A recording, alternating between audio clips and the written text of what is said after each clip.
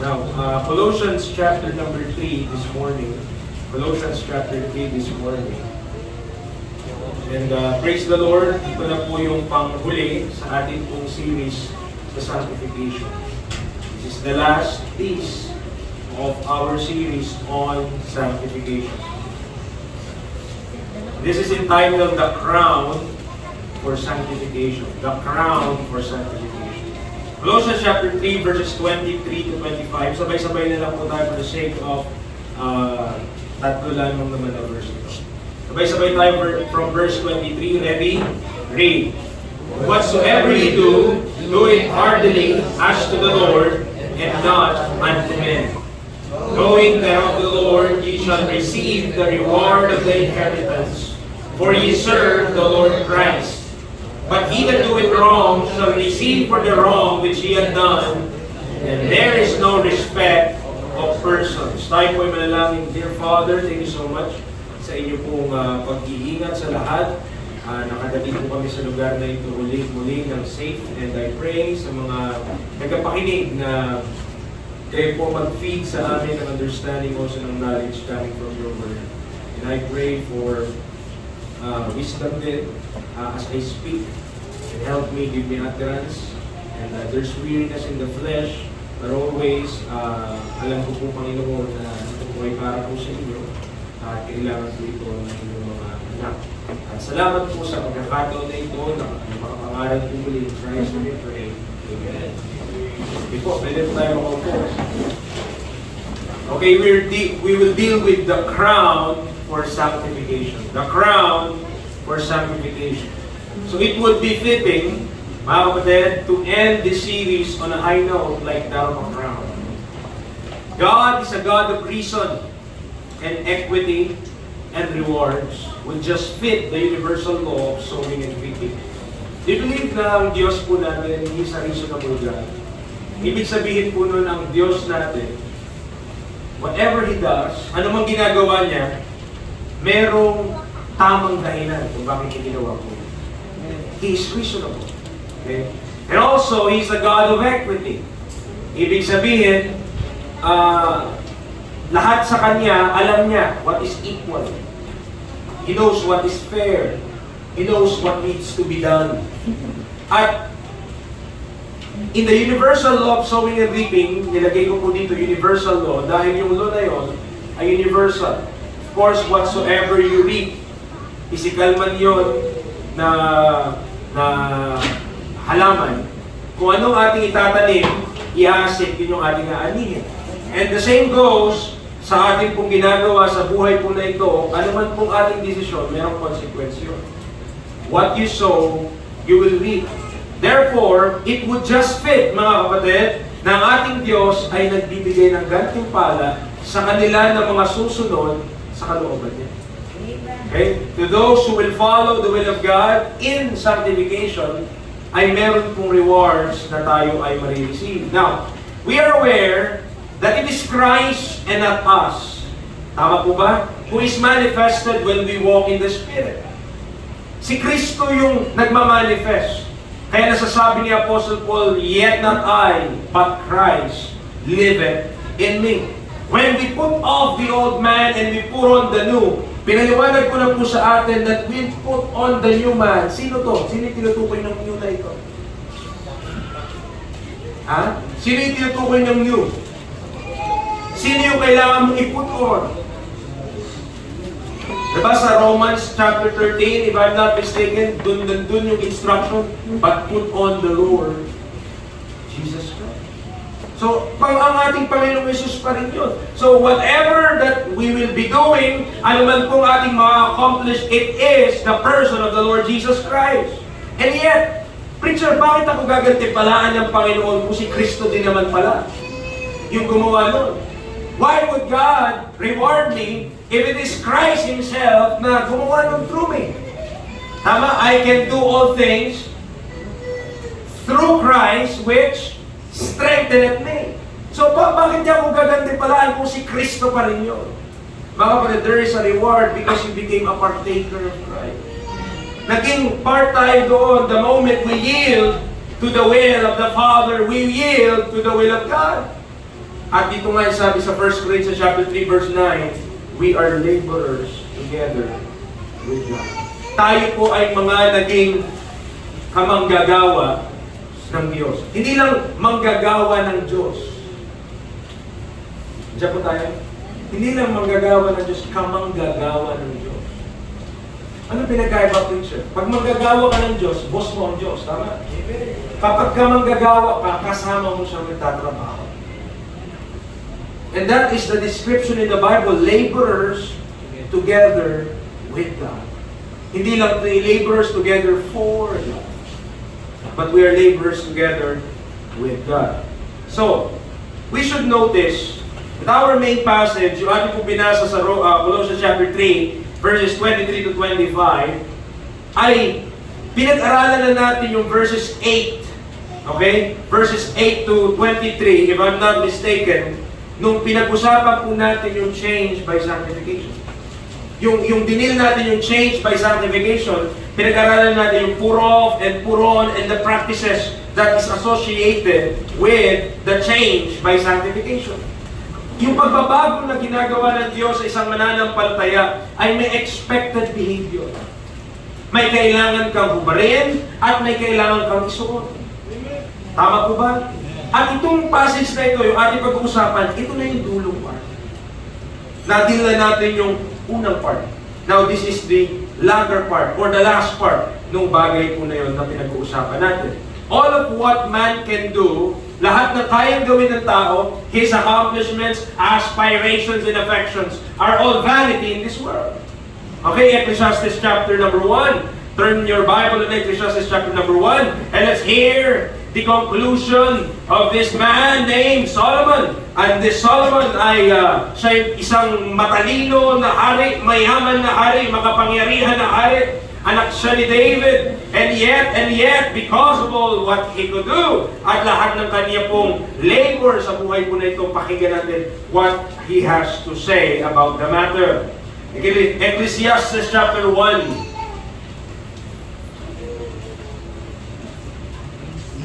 Ang Book of Ecclesiastes ay katabi po ng Proverbs. At bago mag-Song of Solomon, I'll give you time to go there para kung masusundan nyo sa inyong mata what is being stated in the passage. But in Ecclesiastes chapter 1, say amen kung nandiyan po tayo. Ito pong sabi. The words of the preacher, the son of David, king in Jerusalem. Vanity of vanities, saith the preacher, vanity of vanities, all is vanity. What profit had a man of all his labor which he had taken under the sun? Ano daw yung pakinabang na meron ng tao sa lahat ng pagpapagod, lahat ng pagtatrabaho, lahat ng diba? All the labor which he taken under the sun.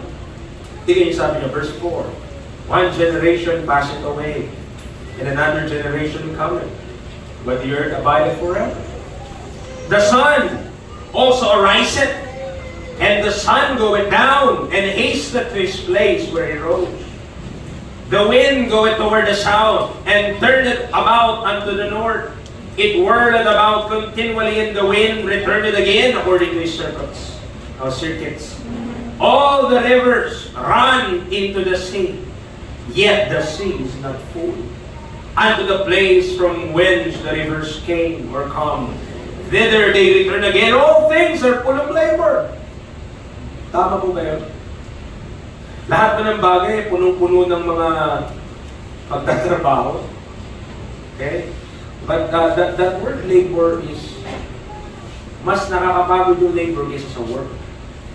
Mas mas higher degree yung labor. Okay? But sabi niya, all things are full of labor. Itong church natin, kahit yung pag-maintenance dito, it's full of labor. Mga isang buwan, 2 buwan, huwag kang maglinis dyan. May mga agaw na dyan. Okay, itong mga aircon, huwag mong linisan, hindi pinlatami. It's full of labor. Sabi niya, all things are full of labor. Man cannot utter it. The eye is not satisfied with seeing, nor the ear failed with hearing. The thing that had been, it is that which shall be. And that which is done is that which shall be done. And there is no new thing under the sun. Is there anything whereof it may be said, see, this is new? It had been already of old time, which was before us. There is no remembrance of former things. Neither shall there be any remembrance of things that are to come, which those that shall come after. Mga kapatid, kapag kukuha ka ng doktrina, huwag mong kukunin sa bukong Ecclesiastes. Sa lahat ng pagkukunan mong book, iiwasan mong kunan ang bukong Ecclesiastes. Preacher, bakit? Nasa Bible naman. Ecclesiastes is a book written to show yung limitation and also the folly of man. Hanggang dyan lang yung tao. Ibig sabihin, kung naghahanap ka, alam ba naman, sa Bible ba naman yung mga pinaggagawa ng mga tao, mayayaman? Iyan, nandyan sa Book of Ecclesiastes, pinaggagawa ng maraming tao. So if you will get, kung kukunin natin yung theology natin, yung ating doktrina, from the Book of Ecclesiastes, ang makukonklud mo dyan, vanity of vanities. Okay? Pero maganda rin naman yung nasabi ni Solomon sa dulo, fear God and keep His commandments. For this is the whole duty of man. But ibahin mo yan mga kapatid sa Kristiyano. Bakit? Kasi anong sabi sa atin sa 1 Corinthians 15:58? But be steadfast, unmovable, always abounding in the work of the Lord. For as much as you know that your labor, see that word again? Labor is not in vain in the Lord. If we would compare yung ating paglilingkod sa Panginoon and that of the world, kung ano man yung kaya nating magawa sa mundo, babagsak ka lang sa Book of Ecclesiastes, vanity of vanity. Vanity of vanity. Whatever work man has to do in this life, kaya nga kung hindi mo gagawin para sa Diyos at hindi ang glory para sa Panginoon, sayang lang. Sayang lang. Nandiyan pa po tayo? Okay, so maliwanag po yan. It is a great honor and privilege to partake of this great work of the Lord and also be rewarded for it. So honor yun, privilege yun, na ano po, na maglingkod tayo sa Panginoon at magagantimpalaan ka pagkayari nun. This boils down to our yielding to Him. For it is God, sabi ng Philippians chapter 2 verse 13. Listen, Philippians 2:13. For it is God which worketh in you both to will and to do of His good pleasure. Both to will and to do of His good pleasure. Ngayon mga kapatid, preacher, ano ibig sabihin ng talata na yun? Ang sinasabi po dito, ang Diyos mismo is God Himself na kumikilos sa atin para kumikilos siya sa atin, in us, sa loob natin. Kumikilos ang Diyos. Bakit kumikilos ang Diyos sa loob natin? To will and to do of His good pleasure.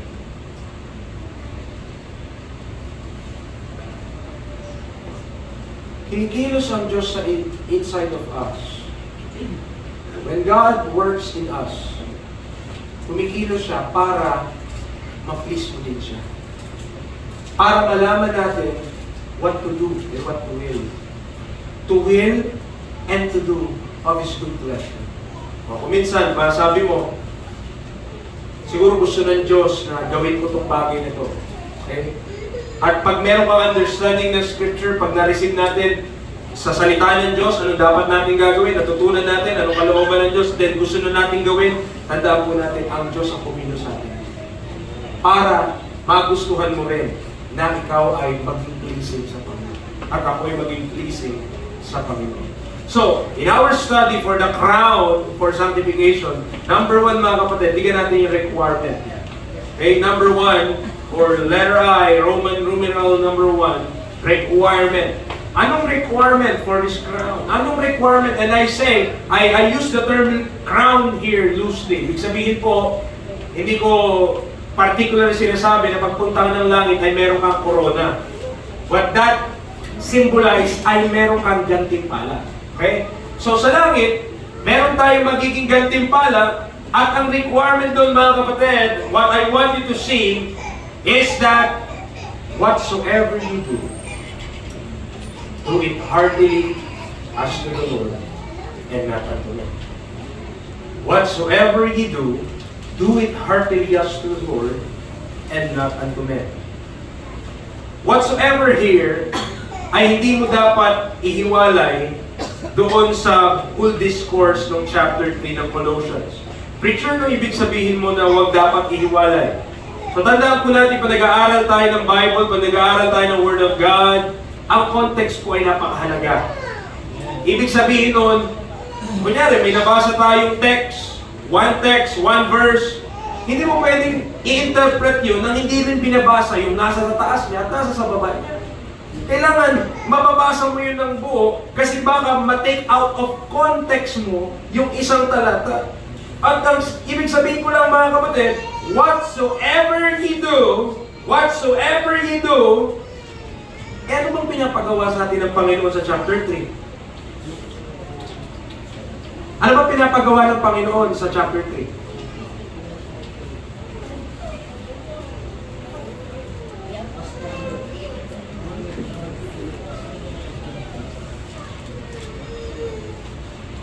Nag-almusal po ba lahat? Nakapagkape? Pagkape naman. Ang pinapagawa ng Panginoon sa chapter 3, mga kapatid, put off the old man, put on the new. Tama po ba yun? Napag-aralan po ba natin yun? Okay, nag-click ba? Bumabalik ba? Nare-refresh ba? Yun yung pinapagawa ng Panginoon. So kung pag sinabi niya sa baba, verse 23, whatsoever ye do, ano tinutukoy niyang do doon? Ha? Consistent yun sa mga i-put off mo at i-put on mo. Hindi mo pwedeng sabihin, whatsoever I do, kahit nagdodota ako Christian para sa Panginoon to. Hindi pwede. Bakit? Hindi consistent yun sa putting off. Nakuha niyo po? And putting on of it. So, whatsoever you do in the context, mga kapatid, whatsoever you do in the context refers to consistency doon sa pinapagawa ng Panginoon na i-mortify mo yung member mo, i-put off mo yung old man mo, i-put on mo yung new man na nandito po. At itong mga pinagawa sa atin, mga kapatid, dito sa simula ng verse number 12, yung mercies, yung kindness, yung humbleness of mind, yung meekness, yung long-suffering, yun yung whatsoever you do. Preacher, sasakalin ko na po yung kapitbahay namin. Pakasama po ba yun sa whatsoever you do? Do it. Ginagawa ko naman ang buong puso sa Panginoon, preacher. Unto the Lord. Okay? Hindi uobra. Consistent yung whatsoever you do sa lahat ng mga nakasulat pataas. Nasundan po natin? So whatsoever you do in the passage is consistent with the new man. Kung sino ka kay Kristo Jesus. So hindi pwede, ay preacher, ginagawa ko naman to, di ba? Maraming excuse. Ginagawa ko naman to para sa Panginoon, preacher. Baka hindi naman yan pinapagawa ng Panginoon sa'yo. Gusto mo lang, dahil yung gawin. Whatsoever you do is consistent with whatsoever na yung mga nakasulat dyan, paakyat. Alam niyo yung mga whatsoever you do dyan? Simula, verse 18, wives, submit. Yan ang whatsoever you do. 19, husband, love your wives. Verse 20, children, obey your parents in all things. Verse 21, fathers, provoke not your children to anger. Verse 22, servants, obey in all things your masters. And whatsoever you do, na consistent sa kung sino ka kay Kristo. Hindi pa pwede na kagaya nung mga gumagamit ng Philippians 4:13, natatalon sa building, di kaya ko to, Lord, di ako mamamatay. Fourth floor ng building, sabi niya, I can do things through Christ. Through a verse taken out of context. Diba? Walang problema. Mahirap na i-apply mo ang verse pag di mo naiintindihan yung context. Whatsoever you do, nakuha po natin, whatsoever you do refers to kung ano man yung mga bagay na consistent doon sa mga nakasulat pa. Hindi mo pwede sabihin, preacher, okay, kahit di ako magtapat sa Panginoon, ginagawa ko naman yan para sa Panginoon. Ha? Hindi yun tugma. Okay? Hindi yun fair. So whatsoever you do is consistent with what is being taught sa chapter number 3 ng Book of Colossians. Amen. Nandiyan po tayo. Nandiyan po tayo. Okay, naano na ako eh. Bubuyo eh. Also, it is to be noted that verse 23 is part of the whole sentence is starting from verse 22. So wala pong tuldok sa verse number 22, kundi ang dulo niya ay colon. Okay, hindi po cancer ha, colon. Okay? Ang ibig sabihin ng colon, yung tuldok, meron pang tuldok sa taas niya. Ang tawag doon ay colon. Kapag ang comma may tuldok sa taas niya, ang tawag doon ay semicolon. Okay? So, may colon siya. So, hindi nagtapos yung sentence. Ang sentence nagtatapos lang saan? Period. Tuldok. So, verse 22 hanggang verse 24, isang sentence lang. Nasundan niyo po? Verse 22 hanggang verse 24, part of the same sentence. So, hindi mo pwedeng ihiwalay din yung verse 23 sa verse 22 kasi magkadikit sila. Ang ibig sabihin lamang po mga kapatid, preacher, ano po ba yung verse 22? Ang sabi sa verse 22, servants, obey in all things your masters according to the flesh. Not with eye service as men pleasers, but in singleness of heart, fearing God. And whatsoever you do, do it heartily as to the Lord, and not unto men. So ibig sabihin mga kapatid, kabilang pala sa paglilingkod sa Panginoon, kahit nagtatrabaho ka. If you are a servant under a master, ang sabi ng Panginoon, kumanda Bible yun eh. Verse 22, obey in all things your masters according to the flesh, not with eye service as men pleasers. Anong tinuturo ni Apostle Paul? Kung tayo man ay nagtatrabaho, kung tayo man ay nangangamuhan, hindi dapat tayo placing. Hindi dapat tayo tatrabaho lang kapag nandiyan si boss. Boss. Wala ka namang document na i-asikaso pero gumagaling kamay mo. Okay. So, hindi dapat po ganun. Sabi niya, verse number 22, hindi tayo men pleasers, but in singleness of heart, fearing God. Amen. In singleness of our heart, we fear God. And whatsoever we do, anong kabilang doon? Kabilang doon kahit nagtatrabaho ka, kahit nagtatrabaho ako. So even on our domestic affairs, that is of the earthly masters, our Christianity and sanctification should be in effect. Kahit pala ano pang pinagagawa ko dyan sa labas na pagtatrabaho para mamuhay, bilang pala yun para sa Panginoon. Okay? Our Christianity and sanctification should be in effect. At ina-apply pa rin natin yung Bible. So as far as our lessons over the years is concerned, I believe we have touched on several occasions that serving the Lord is not confined in the four corners of this auditorium. Sana alam natin yun. Tama po. Preacher, mali yung four corners. Meron tayong 1, 2, 3, 4, 5, 6. 6 corners po, preacher. But, kidding aside, lahat ng mga na-touch natin to from several occasions na ang paglilingkod sa Panginoon, hindi lang dito. Hindi umaawit ka, yan na yun.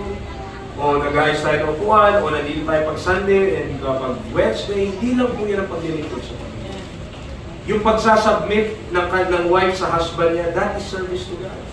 Yung pagmamahal ng husband sa wife niya, that is service to the Lord. Amen? Nandiyan po tayo? So, walang part ng buhay natin, okay, ito po gusto ko maintindihan natin na, no part of our lives is outside the scope of God. So wala dapat sa buhay natin na hindi pwedeng pakialaman ng Diyos. Wala.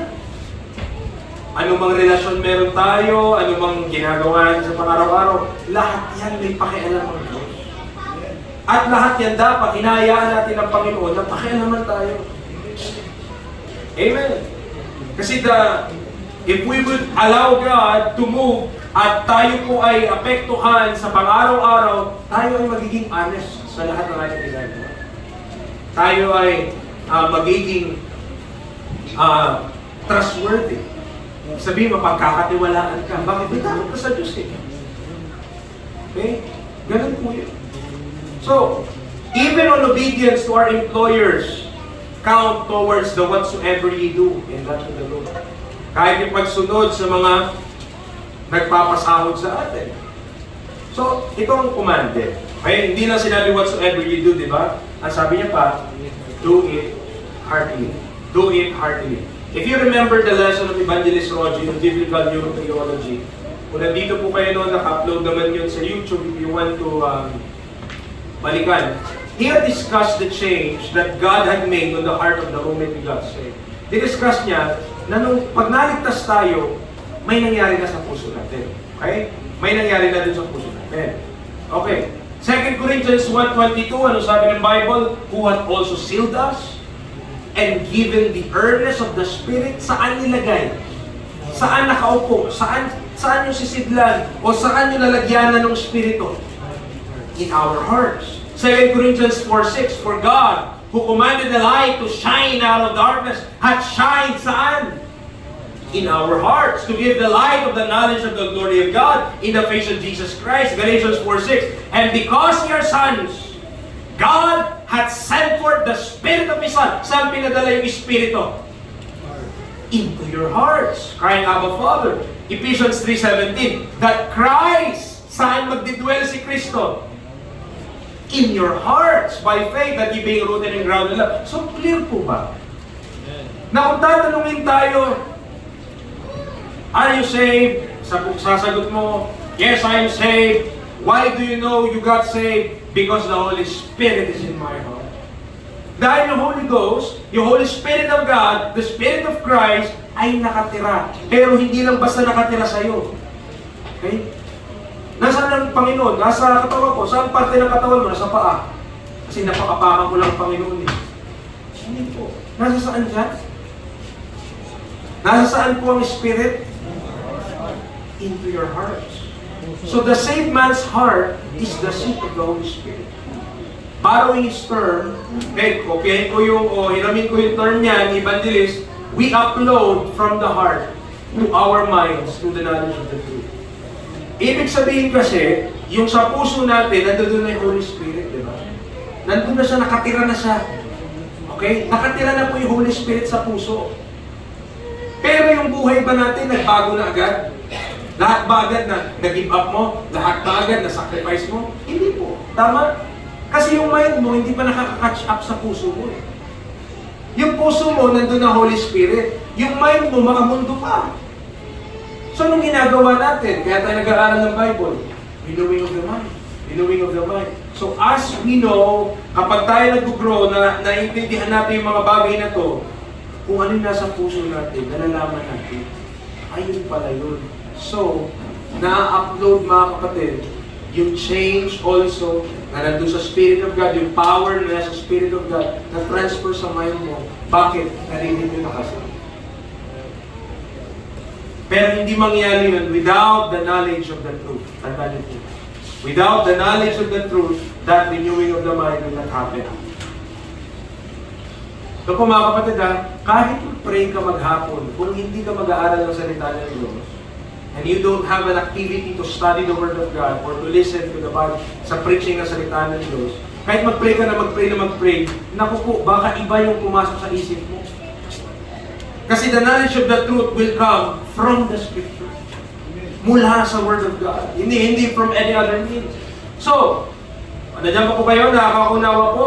We should do whatsoever things heartily. Bakit? Kasi yung puso natin is already sanctified, made pure by the Holy Ghost, which sealed us until the day of redemption. So, kapag sinabi niya, whatsoever you do it heartily. Ano tinutukoy ni Paul? Do it heartily kasi nandun na yung Holy Spirit. So, pwede mo rin sabihin, do it heartily. Ibig sabihin, do it according to the Spirit of God. Na nakaayon sa Espiritu ng Diyos, na nakaayon sa kalooban ng Diyos. Hindi ko pwede sabihin, gagawin ko lahat, do it heartily para sa Panginoon, pero kontra naman sa will ng Panginoon. You could not do it heartily. Why? Hindi na consistent sa puso mo. Kasi kapag ligtas ka na, ang puso mo, tinirahan na ng Holy Spirit. Yun ang consistency. Kaya pag sinabi natin, I do all things heartily unto the Lord, Kasi yung Holy Spirit na nasa puso ko, namumuhay na ako ayon doon. Amen. So it doesn't contradict our lesson on Christ doing the work in us, because when the biblical scalpel open our being, kapag pinabukas natin sa Biblia yung kung sino tayo, pag tinignan yung ating puso, matatagpuan mo nandun yung Holy Ghost. The Holy Ghost is there. Okay? Doing things heartily then is pleasing to God. Bakit? Kasi sa Jeremiah 17:19, the heart is deceitful above all things and desperately wicked. Who can know it? That's the heart sa Old Testament. That's the heart before the gospel of Christ. That's the heart nung hindi pa pwedeng masave ang mga tao, mapatawad sa kanilang mga kasalanan. But now, pwede nang masave, pwede nang makatanggap ng buhay na walang hanggan, pwede nang makareceive ng gift of the Holy Ghost. And therefore, Jeremiah 17:9, the heart is deceitful above all things and desperately wicked. Ganun yung puso mo nung di ka masave. But when you got saved, God sent forth His Son, the Spirit of His Son, into your hearts. Pinadala na. Pinapasok na sa'yo. That's why you are sealed until the day of redemption. Kaya kapag sinabi natin, we should do things, whatsoever things, heartily as to the Lord, it is because the Holy Spirit is in our hearts. Nasa puso na natin. Preacher, ginagawa ko naman to para sa Panginoon mula sa puso. Ligtas ka ba? Are you saved?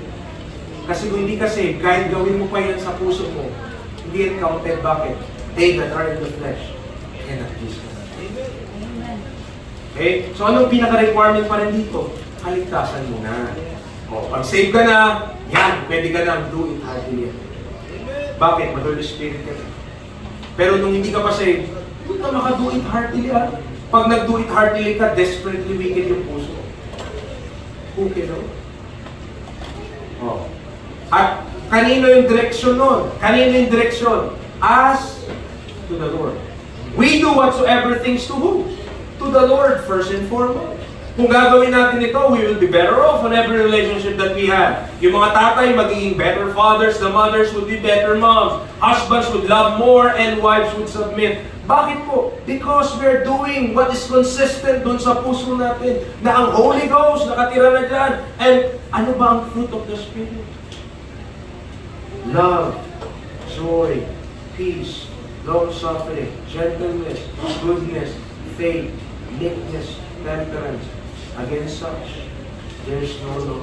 If we will have a prayer, kung meron kang tao sa buhay mo na gusto mo talaga siyang magbago. Okay? May tao ka sa buhay mo na gusto mo siyang magbago. Then pray na maging spiritual siya. Kung save siya, pray na maging spiritual siya. Kasi kapag naging spiritual yung tao na yan, matututo yan magmahal, matututo yan maging maligaya, matututo yan maging meek, matututo yan maging temperate. Amen. So, kapag out of the flesh lang kasi, limitado lang, kagaya po na-explain natin last time. So when we remove that thought though, we will always find fault with everybody and think nobody is deserving to be served. Diba gano'n tayo pag maglingkod? Inisip natin. Huwag na lang po siguro paglingkuran ng tao na to kasi so why naman to eh? Kasi wala namang deserving. So mind you mga kapatid, wala pong perfect. Tama? Wala pa. Wala pang perfectly deserving, but we are instructed to serve, love, forbear, because we are members one with another. Look at Philippians 2. Tignan niyo po yung command, tignan niyo po yung instruction dito ni Apostle Paul to the Philippian believers. Sabi niya, let nothing be done through strife or vainglory, but in lowliness of mind, let each esteem others or other better than themselves. Look not every man at his own things, but every man also on the thing of God. Ito, mahirap po ito sa laman. Yan, lagyan natin ng kulay yellow. Mahirap yan sa laman. Kung sa flesh natin yung gagawin, walang makagawa yan. Anong mang sabi dyan? Ituring mo, i-esteem mo ang iba na laging mas higit sa'yo. Let each esteem other better themselves. Tanungin ko po kayo, kung kayo hindi maging spiritual, kaya nyo bang gawin ito? Kaya ko bang gawin ito? Yung uunahin mo yung pangangailangan ng iba, yung sa pila, papaunahin mo yung iba, ikaw ang huli. Kahit mamaya na lang sa kainan, unahan yan. Anong tawag doon? Strife. Diba? But having the Spirit of God, kapag na yung fruit of the Spirit ay nakikita na sa buhay natin mga kapatid, ito magiging natural na lang. Let each esteem other better than themselves. Yung kapag merong nag-rebuke sa'yo, yung merong nagsabi sa'yo na mali ka, hindi ka nagre-react, pino-consider mo, hindi yung, sino ba siya? Bago-bago lang yun sa church. Anong sabi-sabi ng gano'n? Sabihan pa ako ng gano'n. Who are you? Ibig sabihin, ibig sabihin, wala ka pa dito sa sinasabi ni Paul that let each esteem other better than themselves. Amen. So natutunan natin, i-esteem natin yung iba na mas higit kaysa sa atin. Look not every man on his own things, but every man also on the things of others. Woo! Hirap niyan, di ba? Madalas gusto lang natin i-secure yung sarili natin eh. Basta ako may ulam, kahit yung iba wala nang ulam, yung na lang matira doon. Ano na lang matira dyan, basta ako, sa akin yung malaking manok, sa akin yung malaking baboy, sa akin yung malaking baka. At yung iba dyan, kahit tuyo, kahit ano na lang slice matira dyan, sa kanila yun. Diba?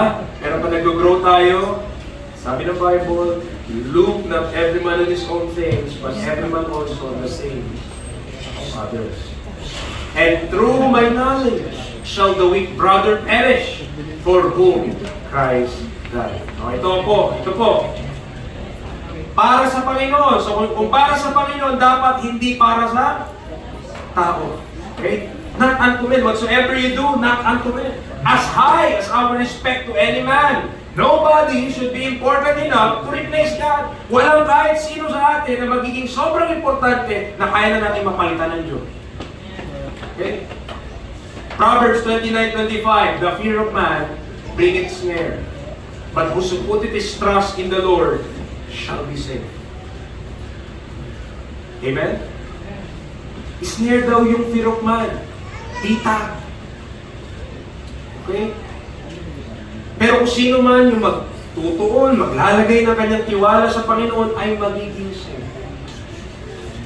Put our trust in the Lord. 1 Thessalonians 2:4, but as we were allowed of God to be put in trust with the gospel, even so we speak, not as pleasing men, but God which trieth our hearts. Okay? Mga kapatid, let us learn not to be men-pleasers. Matutunan natin not to please men, na hindi tayo, okay, kapag aawit tayo, hindi tao yung piniplease natin. Kapag nandito tayo sa church, hindi tao yung piniplease natin. Kapag tayo may ginagawa para sa kapatiran, ano man, birthday, okay, hindi tao yung piniplease natin. We should be pleasing God. Kasi kapag man-pleaser tayo, lagi may consider yung tao na yun, lagi mo hindi mo ma-please ang Diyos.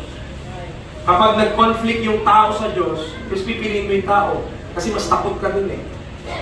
Okay? Dapat po ang Diyos. When we do things for the Lord, understanding that it is all for Him, we unburden ourselves from expectations from anyone. By the way, mga kapatid, kapag nagawa natin yung kalooban ng Diyos, hindi mo na kailangan isipin kung mapiplease mo ba ang tao kasi you are doing what's best already. So kung matuwa man sila o hindi sa gagawin mo, kung ginawa mo yan para sa Panginoon, at approve ng Diyos, I'm saying approve ng Diyos, hindi lang basta gusto mo lang gawin. Kung approve ng Diyos yun, wala ka ng ibang approval na isisip.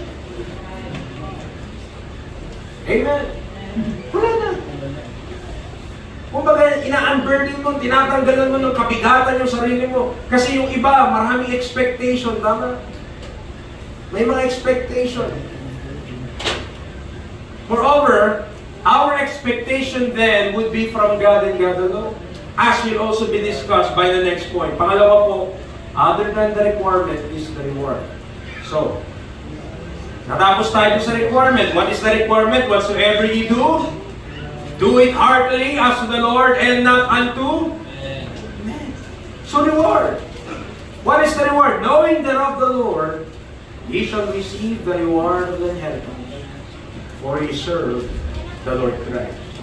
Knowing thereof the Lord. Romans 11:36, ang sabi ng Bible, for of Him, and to Him, and to Him are all things, to whom be glory forever. Amen. Do we acknowledge that? Do we acknowledge that, mga kapatid? Preacher, ano ibig sabihin yan? Parang ang maganda lang pakinggan, pero di ko naintindihan. Ano ibig sabihin ng for of Him, and to Him, and to Him? Ano ibig sabihin nun? Puro Him. Ibig sabihin yan, mga kapatid, the word of, ibig sabihin lahat ng bagay galing sa Diyos. Tama? Of Him. Okay? Through Him. Lahat ng galing sa Diyos ay sinusustaining ng Diyos sa pamamagitan niya. Kung ang Diyos mawala na lang, lahat ng ginawa niya, wala so. Siya nagsusustain lahat niya. He's the sustainer of all things. And all, sabi niya, for of Him and through Him, sa pamamagitan niya. Pero ito, mga kapatid, ang kailangan natin maunawaan, kahit ano pong bagay, mapunta pa rin sa Diyos. And to Him are all things, to whom be glory forever and ever. Amen. Sa Diyos lahat galing, sa pamamagitan ng Diyos lahat na sustain, pero sa Kanya pa rin papunta ang lahat ng bagay.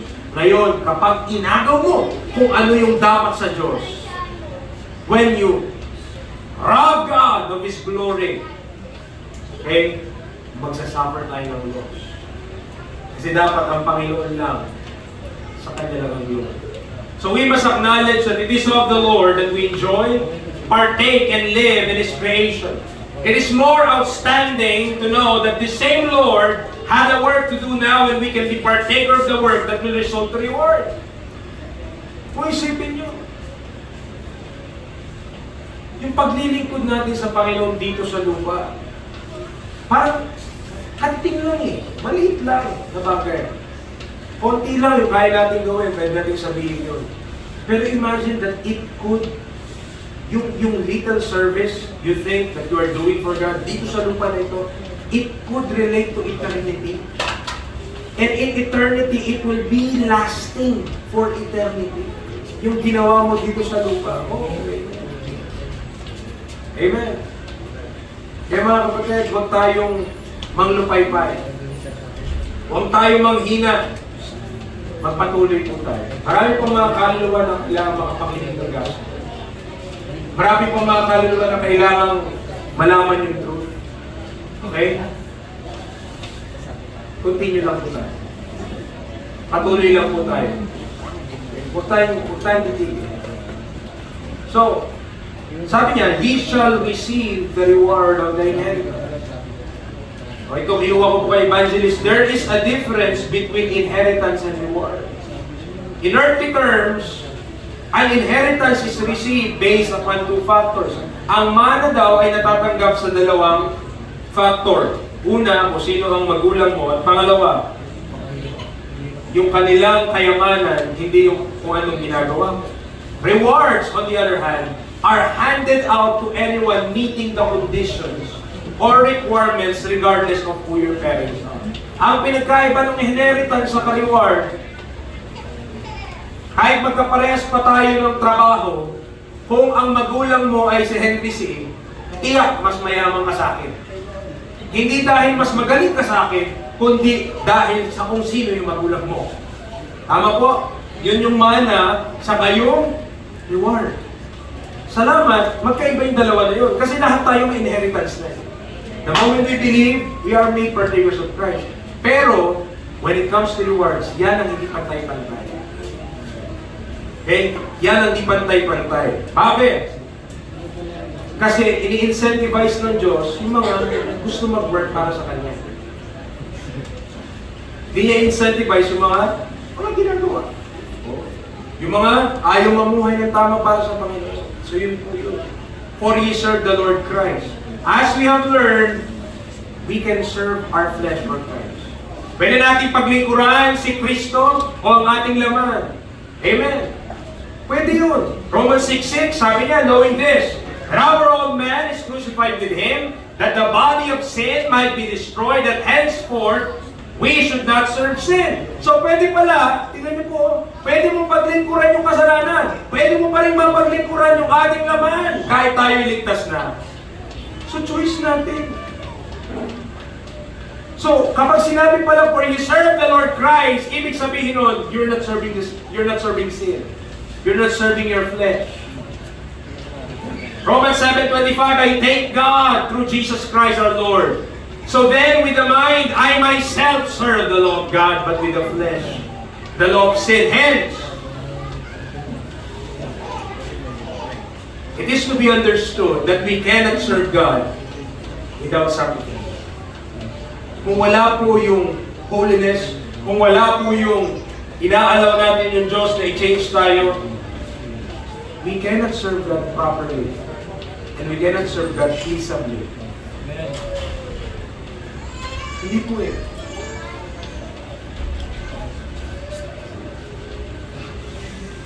Kapag inalaw natin yung both sin and Christ to work in us at the same time, laging sin yung magbabalito. Dahil ayaw ng Diyos na may kaagaw pa yan.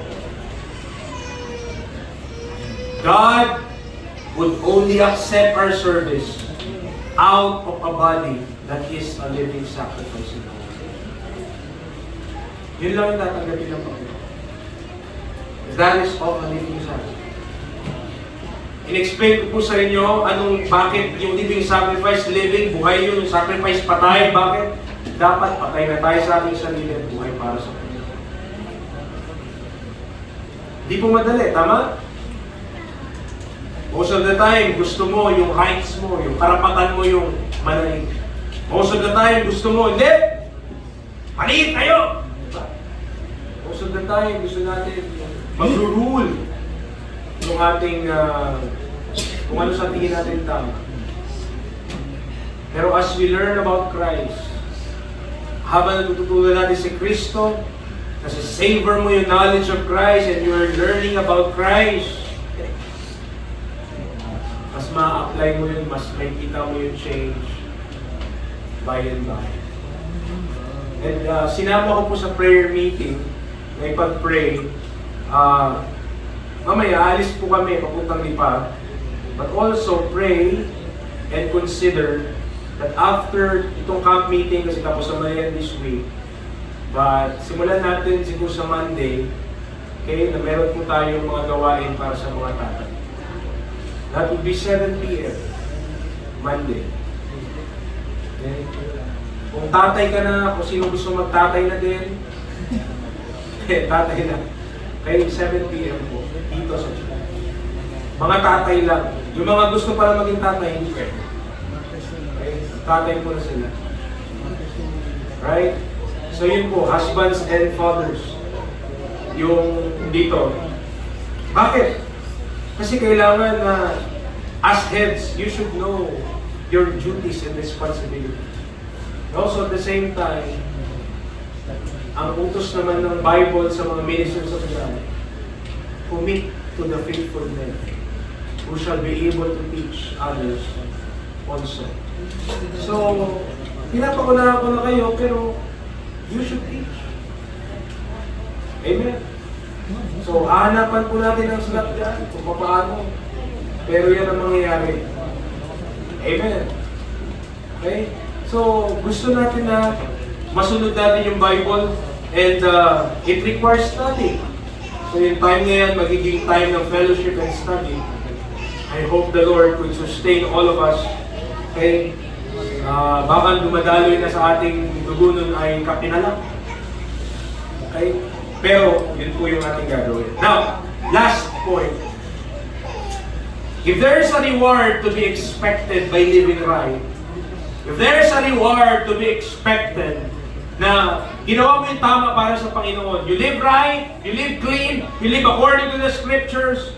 But note this, hindi lamang yung gumawa ng tama ang may reward. Meron din ang gumawa ng mali. Pangunahan ko na hindi nagtatanggal ang Diyos ng kaligtasan. Okay? Kapag naligtas na tayo, save ka na for all eternity. But, you could receive for the wrong that you have done. But he that doeth wrong shall receive for the wrong which he hath done, and there is no respect of persons. He that doeth wrong. It is assumed that there are saints who will be serving God wrongfully. Meron talaga na mga maglilingkod ng mali o hindi tama. And rightfully so, because not every deed done for the name of Christ and of God is to be considered. Hindi naman porket sinabi mo, I do it heartily to the Lord, na ibibilang na yun ng Diyos. Of course, the Lord trieth the hearts. Ang Diyos na nakakakita talaga what is true. The Lord knows what is inside of us. The Lord knows our intents and motives. Kung bakit natin ginagawa ang ating mga ginagawa. And praise the Lord, He knows what He is doing. And one day, kapag tayo bumalik sa Kanya, He knows, ipapakita niya, ito talaga yung work natin. Ito talaga yung ginawa mo. For we must all appear before the judgment seat of Christ.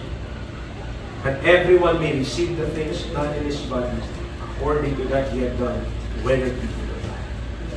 Isang araw, harap tayo sa araw na ito, sa judgment seat of Christ. Amen. Praise God, hindi na pinag-usapan din yung kasalanan. Bakit? Kasi nabayaran na yun sa cross.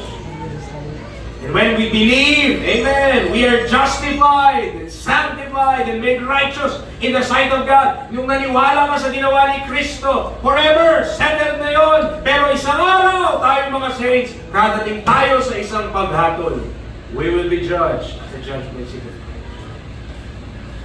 Para malaman natin what we need or what we have to receive for all eternity. May mga ibang thought na pahambol. Preacher, wala akong pakialam sa reward na yan.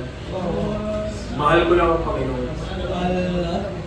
Do you know what? Anong nagtitest sa pagmamahal mo sa Panginoon? Kung may reward ka, hindi mo. Kung wala kang reward, ibig sabihin namuhay ka para sa sarili mo sa lupa. Pero kung may reward tayo, ibig sabihin namuhay ka para sa Panginoon sa lupa. Ganun ka simple. Kaya you would not say, kaya ako preacher, wala. Hindi talaga ako sa reward. Wala ako, kahit ako, wala akong matanggap basta ang Panginoon, mahal ko. Eh kung mahal mo ang Panginoon, meron kang reward. Kasi dalawa lang daw po yun eh.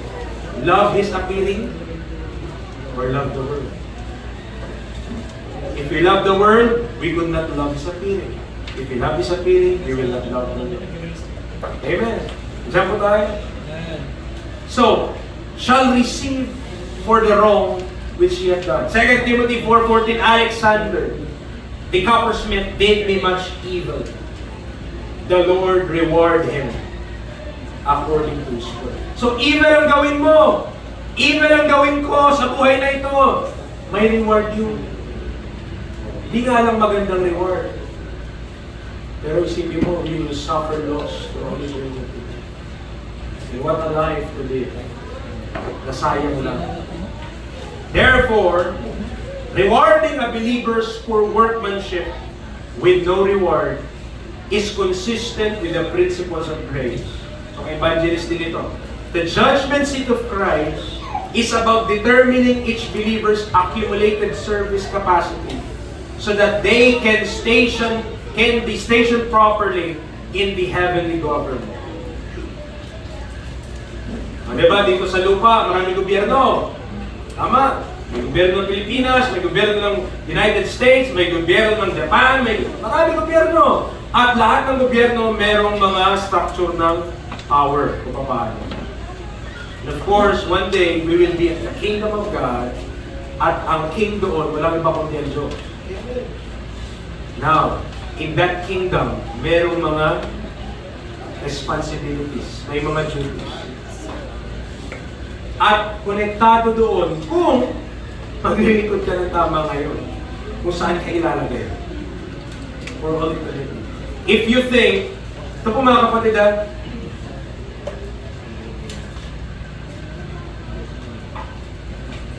kung iniisip natin na boring ang eternity. Mali tayo ng isip sa eternity. Mali tayo ng isip sa langit, mali tayo ng isip sa afterlife. Bakit po? Isipin mo itong mundo, naging ganito to dahil sa kasalanan, tama? But imagine a world without sin, where Christ and God, righteousness, yun po yung nagmamanifest sa buong mundo. And also, you allow God na gawin niya kung ano yung tama. What a universe that would be. And that would happen after lahat ng mga to. After the millennial kingdom, after yung Gog and Magog, after yung fire, yung renovation of fire ng earth, lahat ng mga bagay na after those things, new heaven and new earth. Tayo, nasan tayo? Body of Christ, tama? Body of Christ ba tayo, Israel? We are seated with Christ in the heavenly places. Kaya sabi ng Ephesians. Pero po, meron pa rin mga tao at dadami po sila sa earth. Pero yung earth na yon, one day, wala nang kasalanan doon. Kagaya ngayon sa atin. At lahat na yun, peaceful. Kung meron doon magmatigas ang ulo, nako, sa ibang araw na lang, sa ibang pag-aaral na lang yun. But, that would happen. Meron pong heavenly government na tinatawag. At nakadepende how you serve God now, where you will be placed there. Preacher, paano ba dapat ako mag-serve sa Panginoon? Preacher, how could I serve God now? Kapatid, what is your calling? What is your calling? For the gifts and calling of God are without end. Kung saan ka niregaluhan ng Diyos, kung saan yung gift mo, dapat ginagamit mo yun para sa Kanya. Doon ka tinawag ng Panginoon. At sa mga pinag-uusapan namin nila Evangelist, mga table na usapan lang, nagkamap kami doon na, your calling is your gift. Siyempre, kung anong binigay sa'yo ng Diyos na regalo, ibig sabihin yun, doon ka niya tinatawag kasi binigyan ka nga niya doon. Tama po ba? So, ngayon, we should know what is our calling and we should be doing things according to that calling, mga kapatid. And mga young people, as early as now, you know your calling. And you're living according to your calling. If you are called to preach, amen. Why waste your time? Study the Word of God and pray. Ang daming street corners dyan, you would preach. You would preach outside of your school. You would preach doon sa mga palengke. You would preach anywhere.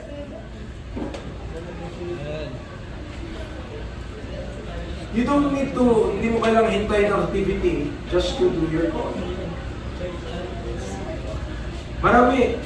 I don't believe, mga kapatid, sa church na ito, ilan na rin tayo dito, di ba? Kahit magiging 100 dito, madami na eh.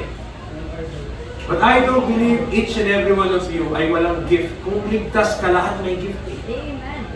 Every saved individual has a gift from Jesus Christ. O ngayon, kung ang gift sa amin ng Panginoon is to preach and to do these things, then I should live according to that. But every one of us, if we are saved, kung ligtas ka, kung ligtas ako, if we are saved, we are given gift by the Lord Jesus Christ, and we should live according to that gift, and that is your calling in life. Kung meron kang gift nun sa pagpapalakas sa kapatid, kapag tinatapik mo sila, lumalakas sila, then constantly do that for them. Don't withhold that gift. Huwag mong i-withhold yung gift na yun para sa Kanya, because that is serving Christ with what Christ gave us. Problema, ang kalaban ng gift natin, ang kalaban ng calling natin, yung selfish desires and fleshly lust. That what we are constantly doing ay para lang sa ating sarili. Not for others. Tandaan po natin ito. Sa judgment seat of Christ, there is no respect of person.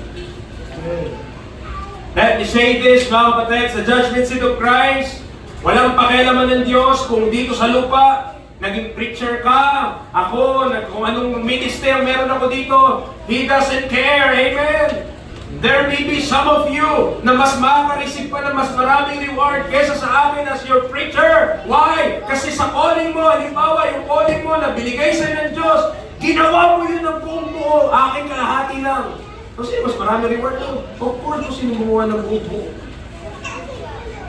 Amen. Nandiyan po tayo. Now, wala po. There's no respect of person with God.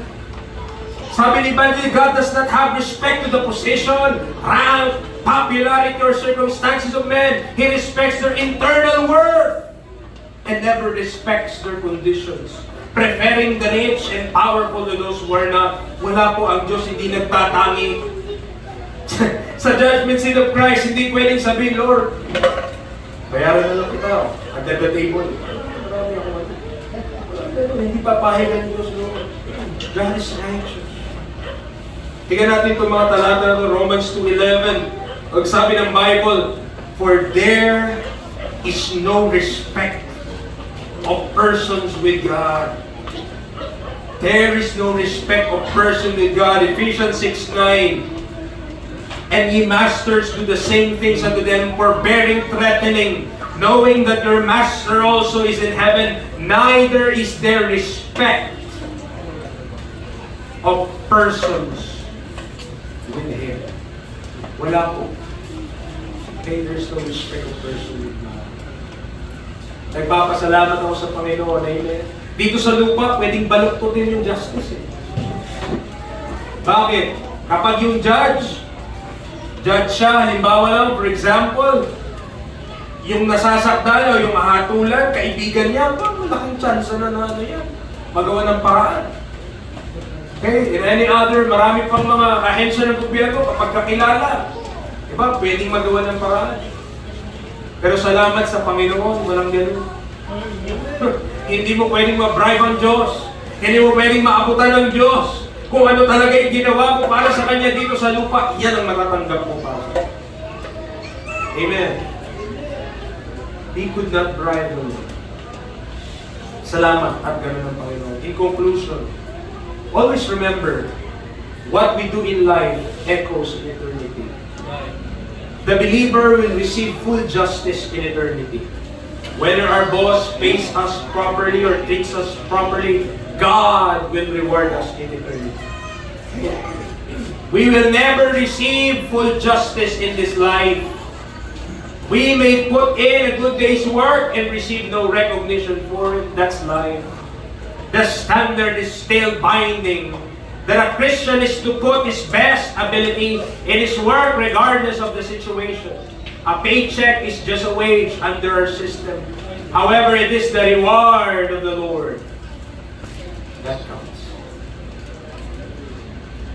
Kung dito sa lupa, hindi mo ma-receive lahat ng mga karapatan mo ma-receive, purihin ng Diyos. Kasi sa langit, you will receive everything that you are entitled to.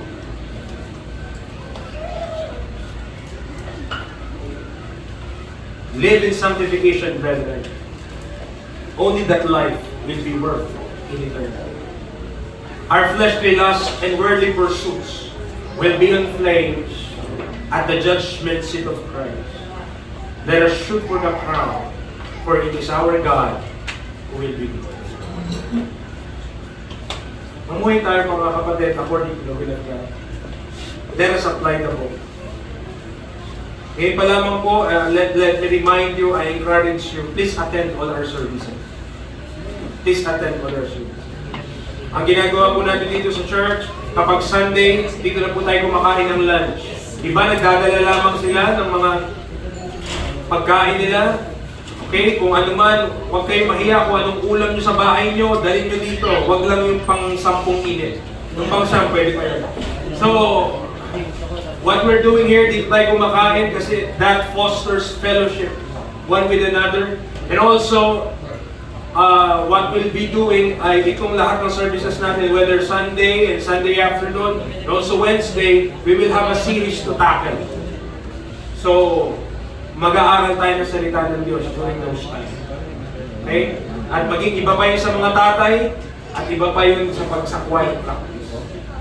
And I hope na gamitin tayo ng Panginoon lahat.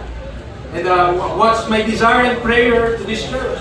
Ay ang church natin maging mission-minded at makapag-send out ng mga men to the field.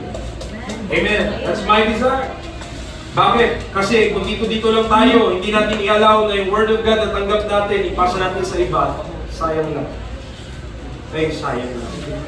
Let us pray, mga kapatid, sa ating pagtatapos. Father, thank you. Salamat sa pag-aaral na meron po kami this morning. Thank you, Father, na whatever things that we'll do heartily unto the Lord and not unto men, there is a just reward for that. Lord, ina-acknowledge din namin na anumang bagay na magawa namin, it's not us, but Christ that lives in us. I pray for this church, I pray for the growth of its members, I pray for those who have not yet decided na sila po, Panginoon, ay mag-a-attend in all the services. I pray for them that they might attend, that they might consider na hindi lamang po kami nabubuhay sa tinapay, bago sa bawat salita na lumalabas sa bibig ng Panginoon. And also, Lord, help us na magiging students of your word, to be faithful in its application as well. At tulungan mo po ang church na ito na kami po ay mag-grow lahat. I pray especially for the heads of the families. Nabigyan sila ng boldness in the faith, that they will stand for their conviction and apply the truths of the Bible. At kahit hindi po ito popular, dito sikat, ay ma-apply po namin. Salamat ngayong umaga, Panginoon. Kayo po ang maitas maluwalhati in Christ's name.